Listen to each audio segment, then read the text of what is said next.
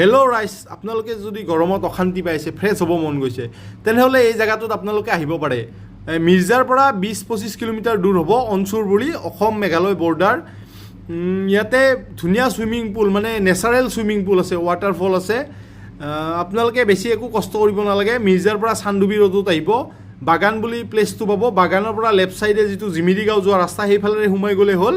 তাত গৈ সুধিলে আপোনালোকক প্লেচটো দেখাই দিব। আৰু অলপমান আপোনালোকে ধৰক 10-15 মিনিটৰ ট্ৰেকিং কৰিব লাগিব পাহাৰৰ তলৰ পৰা। আৰু দুটা ৱাটাৰ ইয়াতে মানে ছুইমিং পুল আছে, যিটো নেচাৰেল। এই চাওক কি ধুনীয়া, একদম ফ্ৰেছ হ'ব পাৰিব, পানী চানী একদম আহি থাকে। তো একদম চিন্তা নাই আপোনালোকৰ, বেছি দূৰ নহয়। আৰু খোৱা লোৱাৰ একো ব্যৱস্থা নাই, কিন্তু আপোনালোকে নিজেই সকলো বস্তু লৈ আহিব লাগিব লগত, খোৱা লোৱাৰ যি কৰিব বিচাৰে। আৰু ইয়াতে বহুতেই মানুহ আহি থাকে, এইটো চাওক আপোনালোকে। আৰু ওপৰৰ পৰাই কেনেকুৱা জাপ মাৰি আছে মানুহবিলাকে। তো ইয়াতে মানে বেষ্ট, একদম ধুনীয়া, আপোনালোকৰ ওচৰতে বিনা পইচাত মানে একদম ধুনীয়া ছুইমিং পুল পাব আপোনালোকে।